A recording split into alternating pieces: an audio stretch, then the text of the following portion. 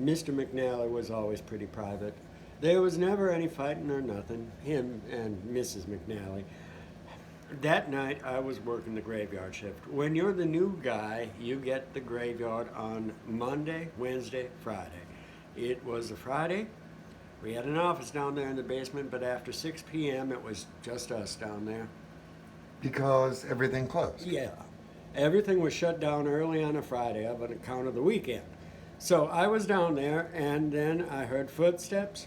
It was all quiet except for those footsteps. Everything kind of echoed down there. I figured it was Larry, the other janitor. Maybe he came back because he forgot his keys, but then there was more footsteps. So I stepped out to see what was happening, and I saw him walking into the boiler room. Liam McNally? That's right. So I walked after him. I called out, but he didn't answer me or nothing. She started screaming, and so I ran and followed him around the corner, and that's when I saw the blood. Blood on who? Mrs. McNally. She was clutching her stomach. It was everywhere. And like I said, she was crying out. And then her crying stopped, and I just froze. I've never been more ashamed of anything in my life. I stood there, and when he got up from her, he just walked right past me. He had a look in his eyes that I'd never seen in a man any time. He didn't even look at me. I didn't do nothing either.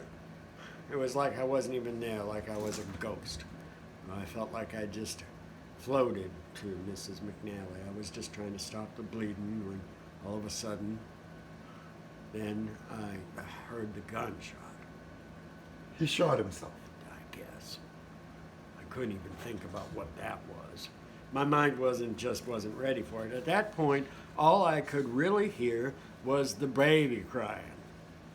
What? The baby survived? He did. A little baby.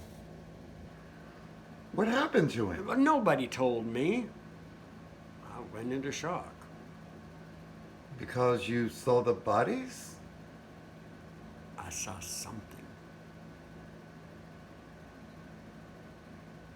And I never set foot in that building again.